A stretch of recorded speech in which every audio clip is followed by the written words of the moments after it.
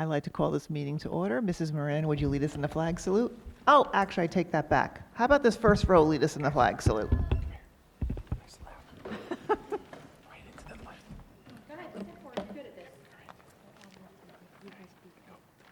I pledge allegiance to the flag of the United States of America and to the republic for which it stands, one nation, under God, indivisible, and liberty and justice for all. Thank you. Good job. Sunshine Law Statement.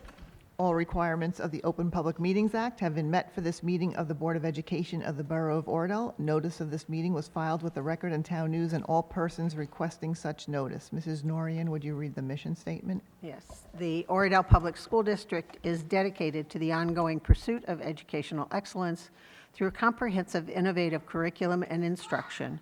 The district is committed to providing opportunities for social, emotional, and academic discovery to foster curiosity, courage, and character. Our goal is to prepare our students to become lifelong learners who are self-directed, resilient, productive, responsible citizens. Thank you. Roll call. On the roll, Mr. Del Greco will not be joining us this evening. Mr. Derrick. Here. Mrs. Downey. Mrs. Moran. Here. Mr. Nutlin. Here. Mrs. Walker. Here. Mr. Walsh will not be joining us. Mrs. Norian. Here. Mrs. Nichols. Here. At this time, we will open to the public for agenda items only.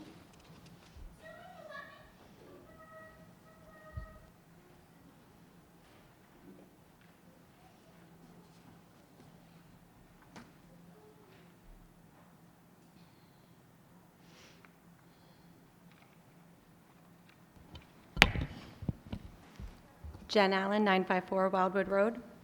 On the agenda tonight, the board is asked to approve the district goals. Before doing so, I'm hoping to hear the board share more about the goals. I'm hoping the public learns more about the comprehensive needs assessment that determine the goals, how the goals will be measured, the action plan, and timeline prior to your vote. I know from last year's meeting, the board already had the action plan and timelines at the meeting where you voted, but this information isn't shared with the public, and I'm unsure why. I'm also curious about the baseline data to measure words like improve, update, and investigate.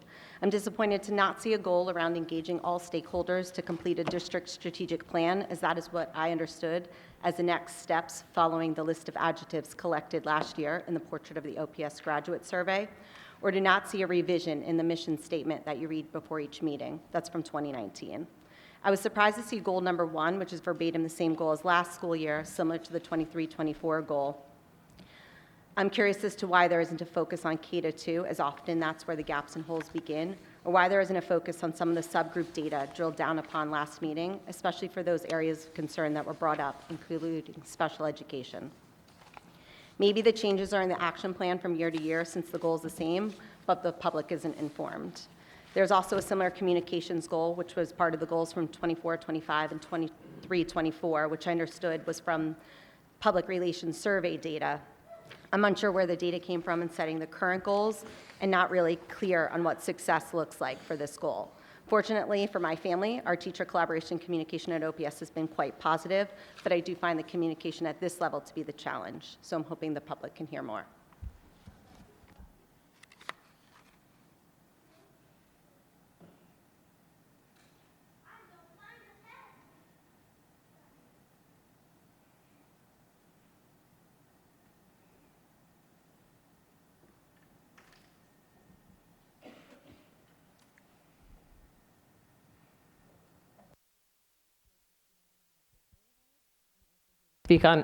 Speak on agenda item A2 with reference to specifically the goal around the improvements in the NJSLA scores. And as this is the public meeting for the borough and for the Board of Education, my questions include where does Oradell currently stand when it comes to the NJSLA scores?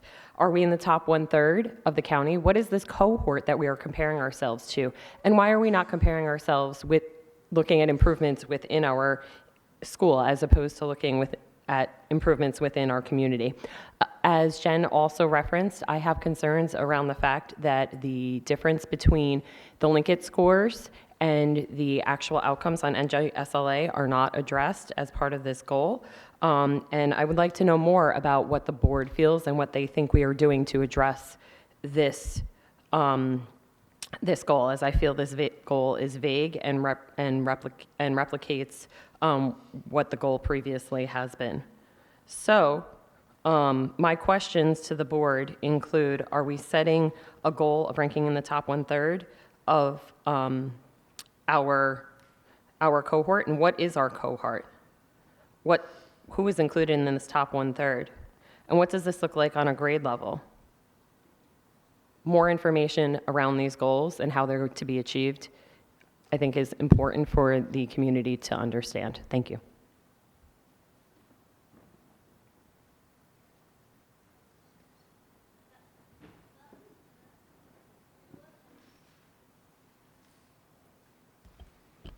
Okay, seeing no one else, I'm going to make a little change. I was going to have you all sit through Principal Hawley's very boring presentation, but instead I'm going to switch it so you can go first and leave, and then we will suffer through Principal Hawley's presentation. So take it away.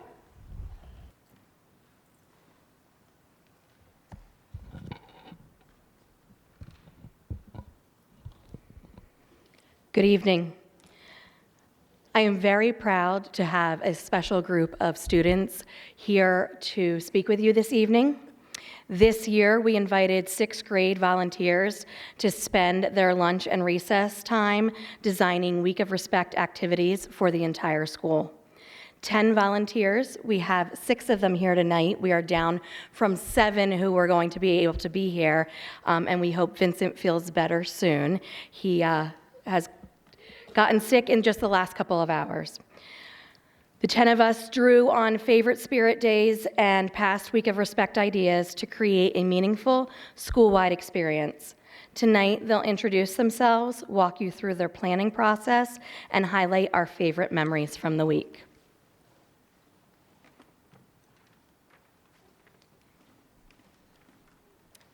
Hello, good evening. My name is Ilona, and Week of Respect is a fun school-wide week where we practice respect for our teachers, staff, classmates, community, and ourselves. It's also a chance for students like us to step in as leaders. Across New Jersey, school is celebrated during the first week of October, which is also National Bullying Prevention Month. We plan activities that help to include everyone. 10 of us met with Ms. Hawley during 3 lunch recess sessions to plan the week. We started by reviewing last year's schedule and then chose Spirit Day themes like Team Day, created a class activity for each day, and added a home connection so families can join in.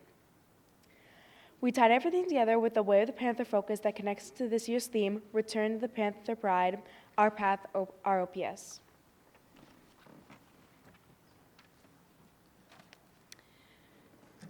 Board, you have a list of the activities. It was on top of my boring presentation that I'll be giving in a little bit. But the list of activities is what the students created, so you can look at that. And if you look behind you, you can see us all enjoying our lunch in my office. You ready, Jack? Okay.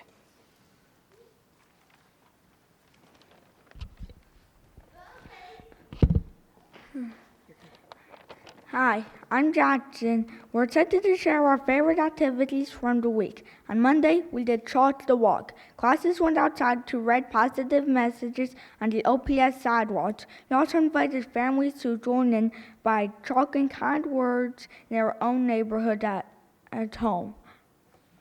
And if you look behind you, that's one of the Chalk the Walks that was done at home. Hi, I'm Henry. Tuesday was Team Day. We wore our favorite team shirts and focused on the power of teamwork. In class, we did a student-created this or that to learn more about each other and build our OPS team spirit. For home, we shared a Teamwork Makes the Dream Work challenge. Pick one chore, set a 5-minute timer, everyone takes a job. Then high-five the effort when the timer dings. I'll stay up with him. Henry, if he wants to. I'm going to help you since Vince isn't here. Hi, I'm Bernard. Board members, we'd like you to play a few quick rounds of this or that with us. You'll choose between 2 options. Don't overthink, just pick your favorite. As you play, try to learn one new thing about a fellow board member to build your team connection, like we did in school. Stand up, your first choice is pizza or sushi. Go to the left for pizza, go to the right for sushi. So you're going to stand up, you're looking on the screen, and you have to pick this or that. You have to pick one, pizza or sushi. Pizza's this way, sushi's that way.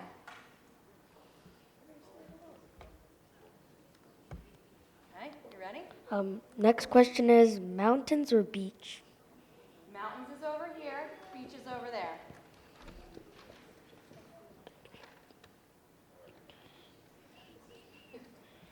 Take a look what your team members are doing so you can be learning about them. You ready, Bernard? Next question is dogs or cats? You can't sit down, Miss Bosies. You gotta pick one. You gotta pick one. You have more experience with dogs.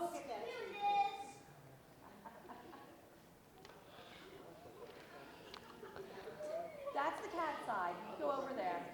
No, Mr. Darren, you can't pick in the middle. You can't be in the middle.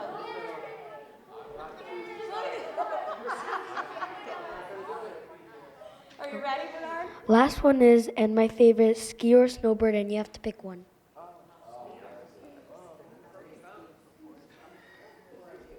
I got but poor Bernard likes both, and I told him he had to pick one. Which one do you pick? All right, good job, friends. You can sit down. Yep, are you okay? You ready? Yeah. Buddy board games, right? Great topics.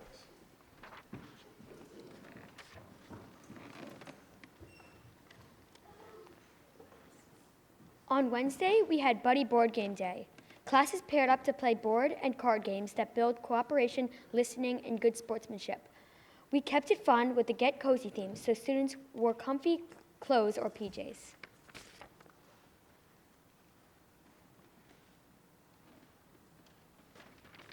Hi, I'm Chloe. I was especially excited to watch the Kindness Boomerang video on Thursday. It was one I remembered that we watched during COVID.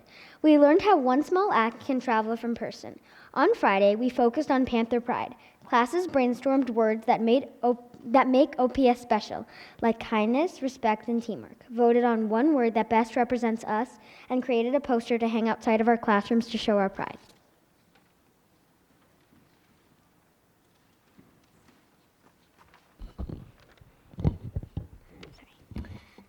Hello, good evening. I'm Sophia. Throughout the week, Mrs. Bozios, Dr. Roth, Mrs. Brancato, and Mrs. Hawley visited K-5 classrooms to read books about upstanders and respect. Excuse me. For 6th grade, Mr. Werner led a session on the differences between HIB and conflict and what bullying means under New Jersey law.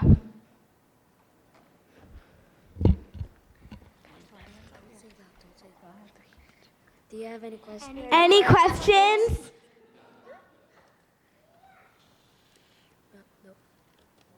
I'll tell you, I drove by when you were doing the chalk on the sidewalk event, and I was wondering what was going on because I saw a lot of people out there with a lot of chalk. I was like, that looked pretty fun. Miss Moran, did you have something you wanted to say? I did.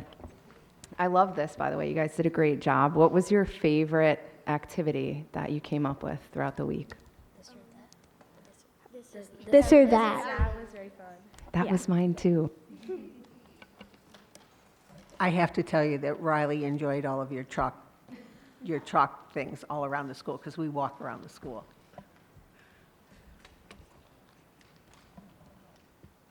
Thank you. Thank you. Thank you for coming.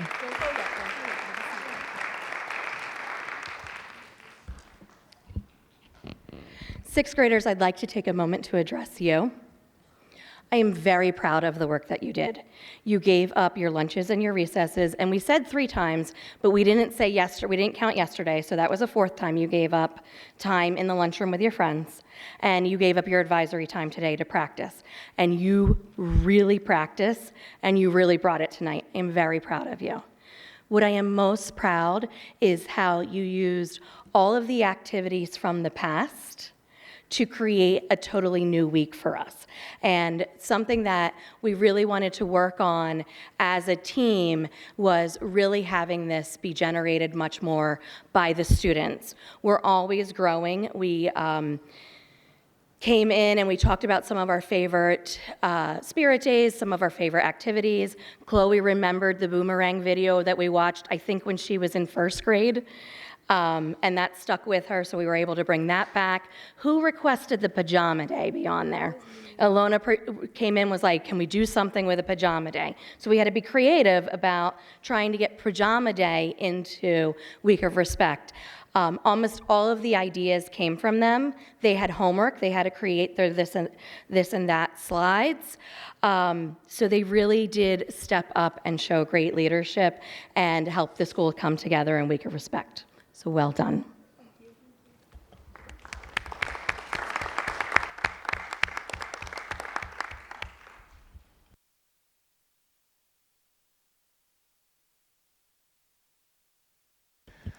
Okay, so sixth graders, if you would like, you're more than welcome to stay for our meeting, but if you would like to leave, we could take a quick break and this would be a good time for you to go, or otherwise you can stay for our meeting. It's up to you. I'm sure your parents don't want to stay, so.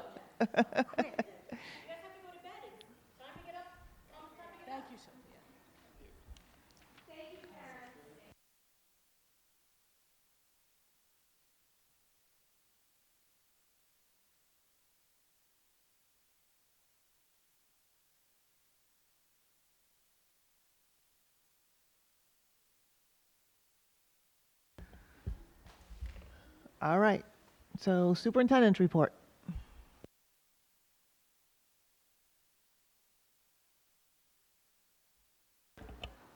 Good evening. Before I hand it over to Mrs. Hawley, who will do the 24-25 anti-bullying self-assessment, I did want to bring attention to several events that happened recently that allowed our community to come together with external groups.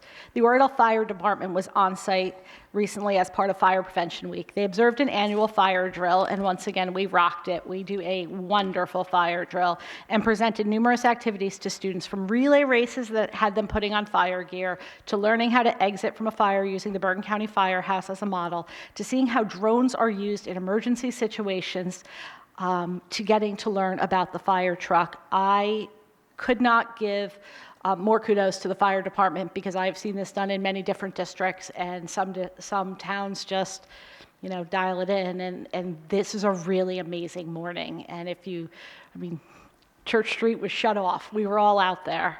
And then right after that, it was amazing. We had an amazing morning with our students and our staff at the 5K and the fun run sponsored by the Oradell Kids Foundation and the Oradell Fire Department.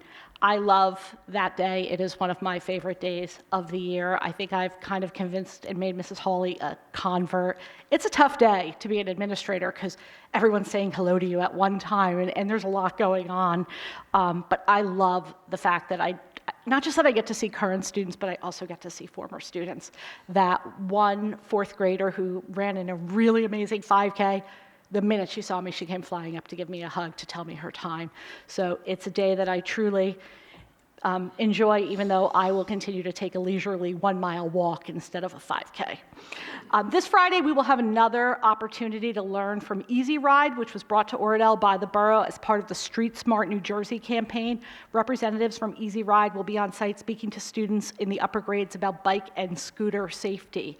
These are just 3 examples of our community coming together to support the students of OPS, which is just wonderful to see. And just one more plug for the community around us. As you know, as superintendent, I sit as a trustee on the Oradell Public Library Board, and if you have not seen their new website, I encourage you to take a few minutes to look at it. I strongly believe that every child at OPS should have a library card and be aware of the many offerings that the library has, from self-paced foreign language classes to audio books to Mr. Iapelli mocks me because I think it's so cool that they have cake pans and cookie cutters. There is so much that our library offers, and the new website is amazing. Even not everybody realizes the library has free museum passes. you can actually reserve it online and know which museum has a pass that day. So I really do encourage everyone to visit, and I will do a social media post because I think our whole community needs to realize that we have a wonderful public library in town. And that concludes my report, except that now I'm going to turn it over to Mrs. Hawley, who is going to do the ever-stimulating 24-25 anti-bullying self-assessment, which is required by law that we do each year by October 30th. Gotta turn it on. Board, do you have a packet or a handout there that is this full presentation? So you'll probably remember from past presentations that the Department of Education requires all schools to do a self-assessment every year as part of the Anti-Bullying Bill of Rights. The self-assessment is based on 8 core elements that we'll go over in a moment, and there are 26 indicators. We self-reflect on them from July 1st to June 30th of the school year. After tonight's presentation, Ms. Bozius will submit it to the state. She will affirm that we shared it at a board meeting, and this presentation will be posted online. There is no minimum score given by the New Jersey Department of Ed for pass or fail, but a baseline score for meeting all requirements, which gives 3 points for each of the 26 indicators. That is considered what I would call on grade level, is 52 points. A perfect score with 4 points for the 26 indicators is 78 points. The core elements are the programs and initiatives, training on the Board of Ed policy, staff instruction and training programs, curriculum and instruction, the HIB personnel that we have in the school level incident reporting, our investigation procedure, and our full HIB reporting. So I have for you the last 4 years of our self-assessment results. You'll see starting in 21-22 that we were at 70 out of 78 points. We are maintaining our 72 out of 78 points in this year, that is, or this past year for 24-25, and 23-24 we also scored 72 out of 78 points, and I'll explain why. So when we compare 24-25 to school year 23-24, you'll see that we scored 1 point higher overall in core element 1. Core element 1 is our HIB programs and initiatives. This is an area that I shared with you last year that we were going to look to strengthen by sharing out more of our initiatives with the community. So we have done that, as you saw, with our Week of Respect activities and having a home link and a connection to our theme. But also, every month, our counselors have an activity that is meant to bring our students together and help them respect themselves, respect the community, and respect each other. And that we share monthly with the community. An area for us to strengthen this year and focus on is core element 5. In 23-24, the school safety and climate team met 3 times, which is above the average requirement or the baseline requirement. Last year in 24-25, our team met 2 times. This is because we were onboarding our 3 new anti-bullying specialists because we had turnover, as you know, on our admin team. We were able to train Mr. Werner, Ms. Brancato, and Ms. Cummings as anti-bullying specialists last year. They worked closely with the board attorney to review all HIB protocols, and they walked through our investigations with him to make sure that we were following the law and staying cohesive in what we would call like an interrelator reliability. So that way we're investigating, all 3 investigators investigate similarly and use the state mandates and laws to guide the investigation.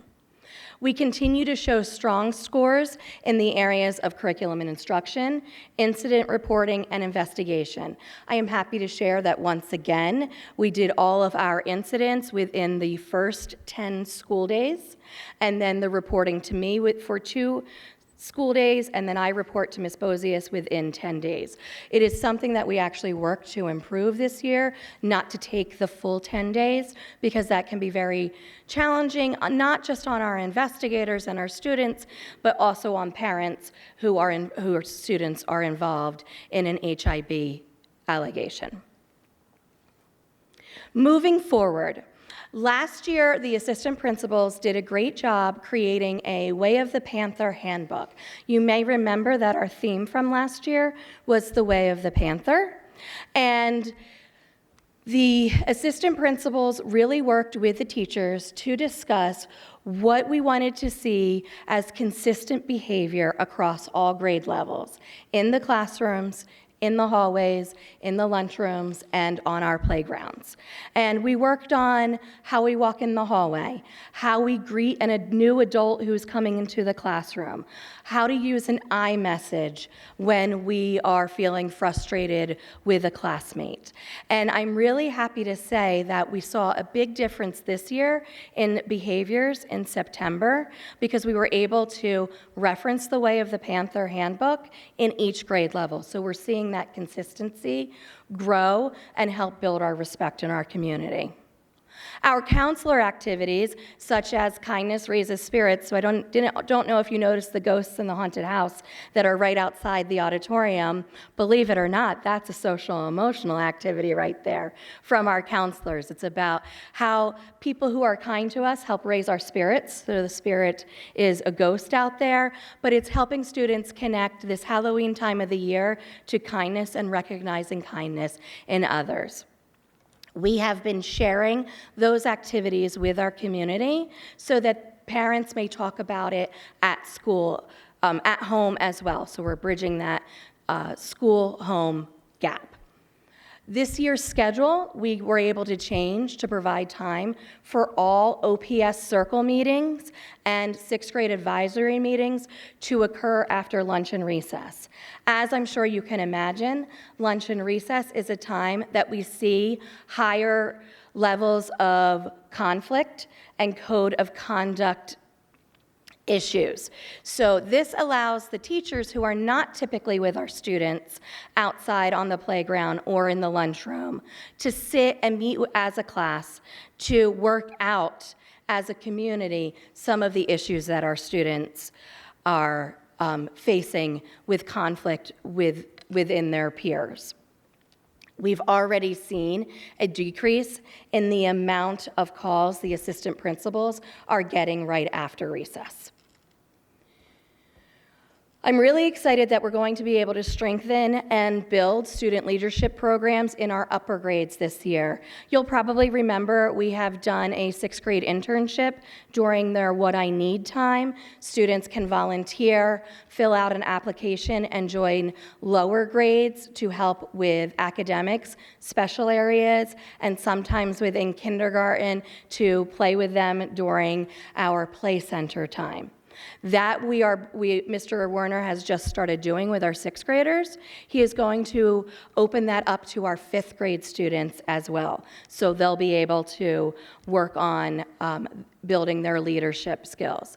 In 3rd grade, we are working on teaching our students how to use iMessages and how to help one another solve problems. So they're going to begin doing it with themselves as a 3rd grade, and then because they're at lunch and recess at the same time as 2nd graders, they're going to practice that skill with 2nd graders in this spring. We are going to do some day-long training sessions with our 3rd graders, and we're working with the counselors to be able to do that on some of our PD days. So we'll open that up, advertise it to parents so that students aren't missing a full day of learning, but they would be coming into OPS during the professional daytime. We're going to continue our HIB training of staff and our HIB training of volunteers. Anyone who volunteers for the PTA more than one time a year comes to HIB family volunteer training with me. I'm running my first 2 sessions in November, and then I'll run at least one more session over the winter months. We do have a new vendor who's come in, who's running our lunches. Big Jim started this week. I had an excellent salad from there on Tuesday. So we are working with the Mrs. Scroce, who takes care of our training videos, and she will be sending them training videos on harassment, intimidation, and bullying, because they do have a staff member who will be in the lunchroom passing out lunches. This year, we do need to retrain all of our staff in our 2-hour suicide prevention training. That is state mandated every 5 years, so that will be occurring this year. And something else that you may not know, part of core element 3 is that all anti-bullying specialists and me as the anti-bullying coordinator are required to do legal training to ensure that we are still current on all the harassment, intimidation, and bullying laws. And I believe you have already approved for Mr. Warner and Ms. Brancato to attend an upcoming session that's put together for that. I'm not as exciting as the kids, but do you have any questions? Yeah, I have a question. So overall HIB reporting numbers, do you have any of that data, like how many have been reported this year versus previous years? So this year we have had none so far. In 24-25, I believe we had 5 reports, and 2 of them were upheld as HIB incidents. Am I? Mr. Darian, I will find the board minutes where that was presented. It's when we did the SSDS report, which I think was the first meeting in September, but that number does sound accurate. Yeah, I'm just curious. I know that a lot of the, so what's difficult for us here on the board is, we've had conversations about all these things well over a year ago. And then, of course, that gets implemented and rolled out, and then now we're getting reporting on it. So, there is a lag, and I'm sure that, now we're starting to see the results in terms of numbers. And hopefully this year will be better than previous years. Although the previous years, we haven't had a lot. Yeah. So, I think we've been very fortunate Agreed. considering. But even still, it's just, I was just curious to see if we could see a measurable difference. I know in previous years we've always been around 6, but Ms. Bozius and I can put that information together for you. Any other questions? Thank you, Ms. Hawley. Thank you. Oh, Mr. Nutley, did you have a question? No. Yeah, no. Anything else? That concludes my report. Mr. Iapelli? Yes, our auditors will be on site on Thursday the 23rd to begin the audit. I have been uploading documents into a Google Drive that they have access to, so they do their bench audit so limit their time here because, we don't have to do all the copying now. We could just export PDF or export into an Excel sheet, so eliminating all the copying that used to be done in the past. But they will be here next Thursday. Our Oradell project still is not closed out. I had a talk with Mr. Pereira today. He spoke with TM Brennan, and I asked for a little write-up to be sent to me, and then I could share that with B&G. Also, Mr. Sikora was here this week, and that's from Land Associates, our architect. The long-range facility plan, he did his last on-site walkthrough, and in about a month or so, he will put together the plan and have him come, and we could share it with B&G to see where we are, questions, what do you think? Because before anything is submitted to the state, he will review with us. So that concludes my report. Thank you. Moving ahead to minutes, we have the review of September 17th. Any comments, please email Mr. Iapelli. We have approval of September 3rd. Do I have a motion? Second. Second by Mrs. Walker. Any questions? Call the question. On the roll, Mr. Darian, Yes. Mrs. Downey, Mrs. Moran, Yes. Mr. Nutlin, Yes. Mrs. Walker, Yes. Mrs. Norian, Yes. Mrs. Nichols. Yes. We'll move to committee reports. Mrs. Norian, would you like to take administrative? Okay, under administrative, I would like to present the two items, A1 and A2. A1 is approval of submission of the HIB report, and 2 of the district goals. Do I have a second? Second. Any questions? Call the question. On the roll, Mr. Darian, Yes. Mrs. Downey, Mrs. Moran, Yes. Mr. Nutlin, Yes. Mrs. Walker, Mrs. Norian, Yes. Mrs. Nichols. Yes. Buildings and grounds, Mr. Del Greco is not here. Mr. Darian, would you take that? Yes. We haven't had a meeting since our last meeting, so there's nothing to update there. I think I would like to mention, I don't know, the only thing that I remember happening is the basketball court was finished with the painting and the texturing of the court, so that's finally resolved. And I think that's, Peter mentioned the Airedales already, so that's the only thing I have to mention there. So with that, I think we only have this agenda item for facility use. Yeah, B1. I'd like to introduce B1. I'll second it. Second by Mrs. Norian. Any questions? Call the question. On the roll, Mr. Darian, Yes. Mrs. Downey, Mrs. Moran, Yes. Mr. Nutlin, Yes. Mrs. Walker, Yes. Mrs. Norian, Yes. Mrs. Nichols. Yes. Curriculum, Mrs. Norian. Yes, we're attempting to set up a curriculum meeting shortly, but have not yet. And I would like to present item C1. C1. Do I have a second? I'll second. Who was that, Mr. Darian? Mr. Darian, second. Any questions? Call the question. On the roll, Mr. Darian, Yes. Mrs. Downey, Mrs. Moran, Yes. Mr. Nutlin, Yes.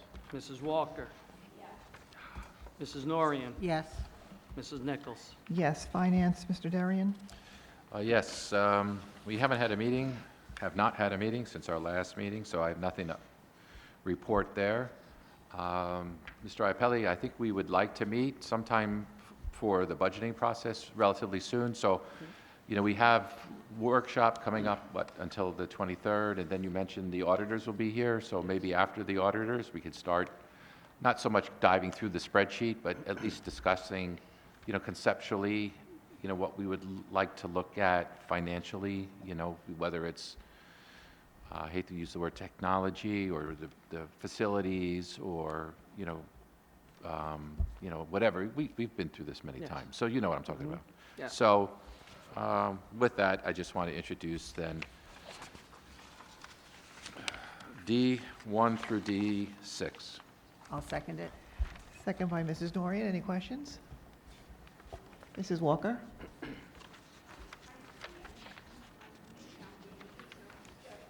Mrs. Walker, turn your mic on. Under authorization to the ESEA Secondary Education Act grant with D6 is what I'm referring to, and then the chart. Does that mean that says Title 2A is $9,594, Title 3, $7,000 something, Title 4, $10,000.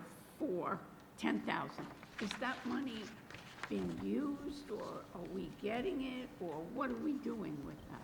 Mrs. Bozios, you want to take that? Sure. That is the money we are eligible for, and then we submit grants to the state, applications to the state saying this is what we would like to use that money for. So typically, Title II goes to our professional development. That professional development is, in most recent years, been in the area of math.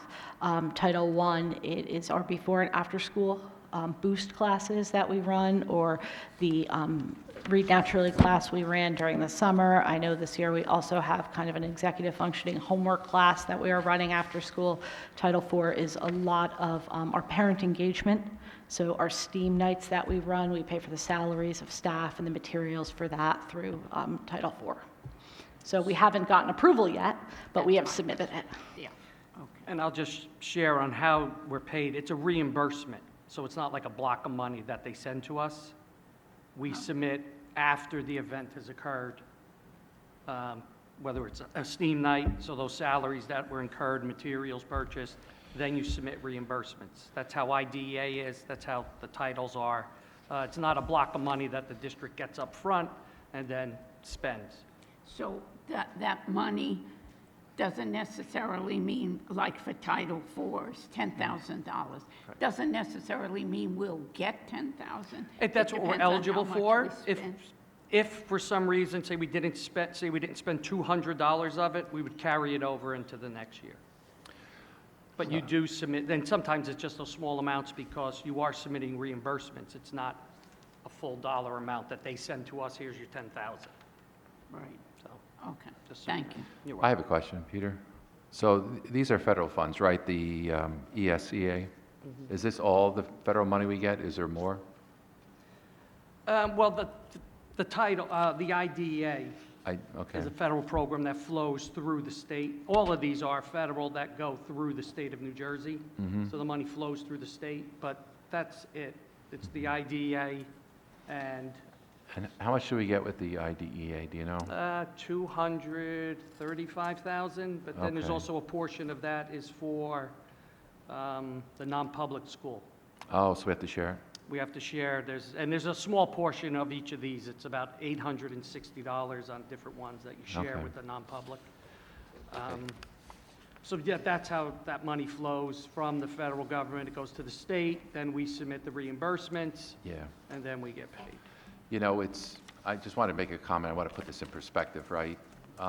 You know, we talk about funds and government funds. You know, we're really only talking about 0.3% of our budget.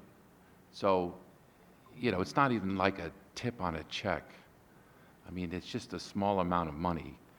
I mean, just these Title I through Title IV funds is only $45,000. So, I mean, it's great that we're getting money, don't get me wrong. But, I mean, this is chump change. But if I can interject, every penny counts here, so it's important to know where it's going and what's. Yeah, absolutely. I just don't want to, What is like, needed. give it a lot of importance. You know, oh, we're getting this money from the, you know, from the government. Any other questions? Call the question. On the roll, Mr. Darian, Yes. Mrs. Downey? Yes. Mrs. Moran? Yes. Mr. Nutlin? Yes. Mrs. Walker? Yes. Mrs. Norian? Yes. Mrs. Nichols? Yes. Delegate report, any meetings coming up, Mrs. Lurian? I haven't gotten the notification. I do know that there's a meeting coming up in November, so I'll just watch for that. Personnel, Mrs. Walker. Yes, thank you. Before I present F1, I'd just like a quick update on, we met tonight and we covered a number of items. One was we reviewed the staffing update, the new teachers who were teaching here, which are quite a few, and Ms. Bozios just gave us an update on things that they're doing and how they're doing. And we also had a staff update on leave replacements. Substitute teachers.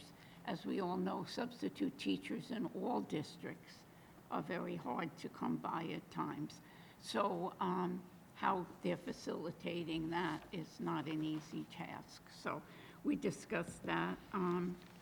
And also the New Jersey Department of Ed, what we've done this year is taken the teachers that are highly effective, and then they've been given an opportunity, instead of being evaluated again by the administration, they have an opportunity to maybe teach professional development or some other areas of criteria that are not necessarily their teaching in front of the class, but we're using their expertise since they are highly effective teachers.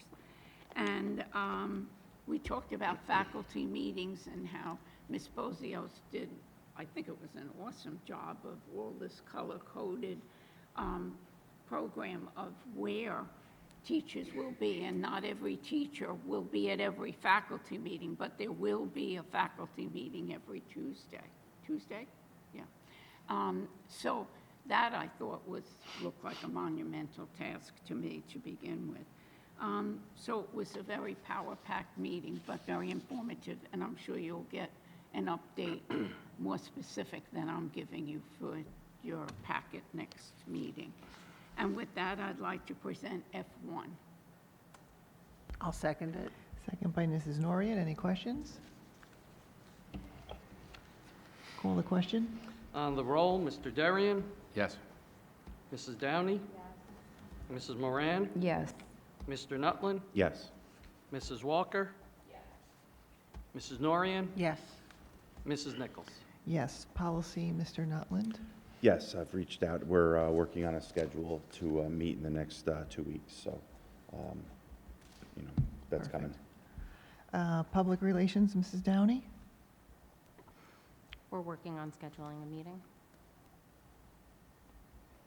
At this time, open to the public.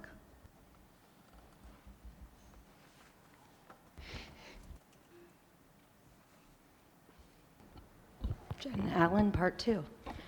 I was unable to attend the last meeting in person, and I wanted to circle back to testing, today's adopted goals that weren't elaborated on at all, and my previous addresses to the board regarding curriculum over the past few years.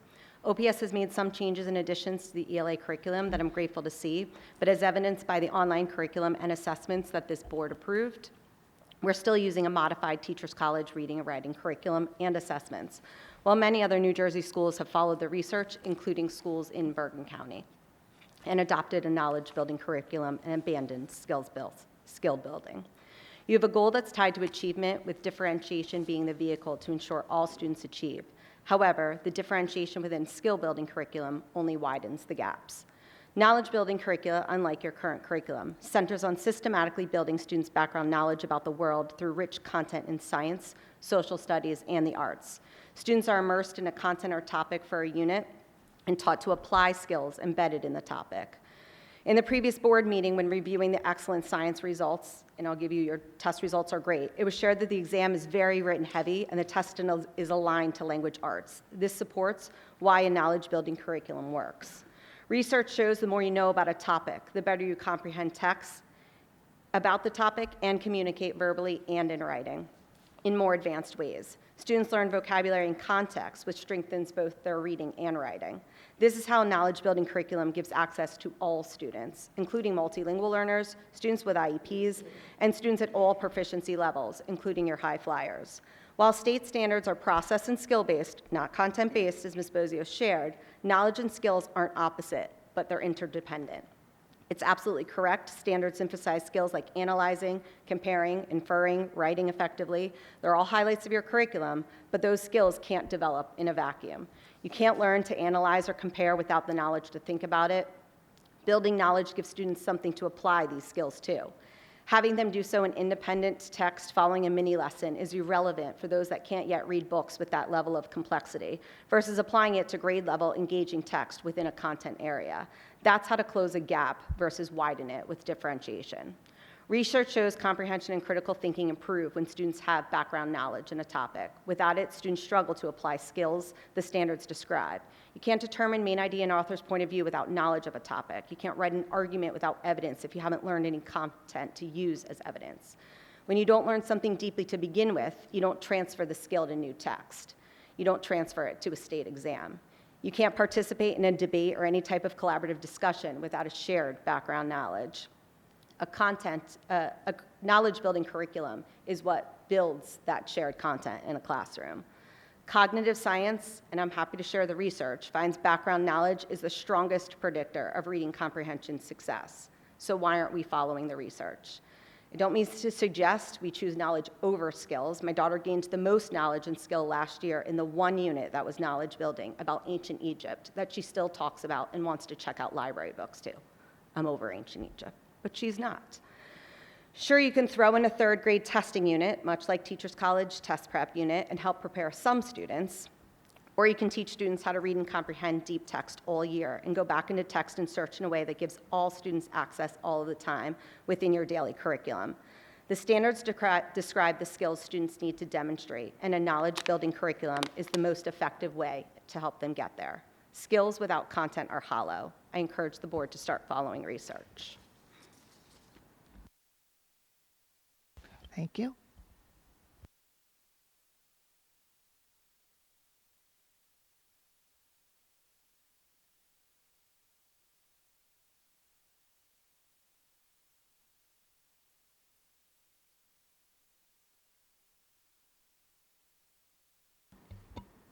Hi, Suzanne Crowe, 77 Beechwood. The last time I spoke here, I spoke about the population of our kids that are either IEP or 504. So I just wanted to clarify and share some information that we've gathered with the CPAC board since the last meeting. With the cooperation of Ms. Hawley and Dr. Roth, they've been very helpful in sharing information that we find will be useful in future goal planning. We have approximately 18% of the student population either with an IEP or a 504, 13% with an IEP, 5% with 504s. And so with that in mind, I did hear you, Mr. Iapelli, speak about long-range facility planning coming up. So one of the things that the CPAC board brought to Dr. Roth was improvements in how our special education population as well as the general population of the school could benefit from some, some better facility planning. So one of the ideas that we had was if you've walked around the building or if you have a student who gets a pullout or a special education type of support, there are oftentimes learning happening in the hallway when the professionals, the OTs, the PT or speech therapists meet with a child. They only have a 15-minute weekly consult or a 15-minute monthly consult. They spend their time with that student as best as they can, but what they'll typically do, oftentimes we've found from the community and from the students, the parents of the students that are experiencing it, is that pull-out time happens with learning in the hallway. And so what we asked and shared as an idea for the future, and I know it's not going to happen tomorrow, is that each of the grade levels in your facility planning have a space dedicated in each of those wings where those staff members can meet with the students that are part of that grade. So it lessens the chaos. It gives them more time to actually be with the students, and the learning can happen privately and more effectively and safely. The other thing that we talked about, which was related to facilities planning, which is something that happens currently at the Riverdale Middle School, and some of you may have students there, they have an inclusion room, a wellness room, where all of their guidance staff exists. There's always a person there for triage, and the students have a place to go that they know is a place where it's quiet, there's dim lights, there's sensory tools. So I know that there are many places in the building where classroom teachers will have a sensory corner, or the OT has things available, the child study team has things available, but they actually have a hub. And I think from experience, it has been really beneficial for my student who's in that middle school, who transitioned out of here, to have that space, knowing that he will always be greeted with a person, so there's always someone there to triage and make sure he's supported, and then all the things that he needs are there. And then from that point, there's supports in place on what the goal is to get them back into the classroom. But I think when the facility planning is happening, that really needs to be paramount. We are a big school with a lot of little kids, so I understand the middle school is a little bit of a different environment where those students are a little bit more mature, they can find their way. So I think that all the more reason why in the lower grades there needs to also be a space. So I don't think that we need one, I think we probably need two spaces. And the third part of what we talked about for facilities planning in the future is our goal as special education parents is that every grade level have an in-class support classroom. So that means each grade, regardless of, I know that right now what happens is based on the population and the need of the students, the special education teachers that can co-teach a classroom with a gen ed teacher are put in those places where you see the need. That's fantastic. There are many students that do not get identified easily, And I think that as a community, we would benefit so much more from having one class in every single grade, every single year, exist as an in-class support, co-taught classroom, because you're going to catch the kids that are not yet identified. You're always going to have support for the kids who need it. And I think we should not just do the minimum, we should raise the bar. And so that, I think, for the future of the Oradell special education should be what the standard is. Thank you.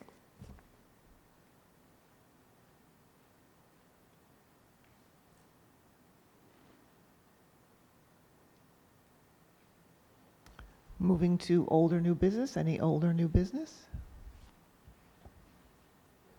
Mr. Darian, Ms. Downey. Hi, so I'd just like to comment on some of the comments, or my comment is based on that.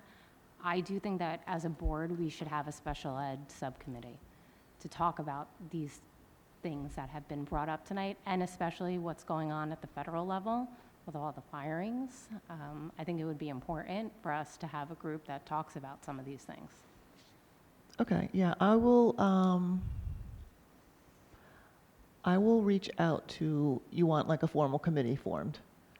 So, yeah, we could do an ad hoc, or we could do a formal committee. I'll reach out to our attorney to see like how, who has the power to commit? Is it the whole board? Is it me? How does it work? And then, we can talk about it and then go from there. I'm thinking, can you Mr. also see if maybe we should approach this as maybe a special committee as opposed to a standing committee? Like an ad hoc committee? Yeah. We're going to look at both. Yeah, that's what I'm saying, just that we consider both angles instead of just one. Yes. Any other old or new business?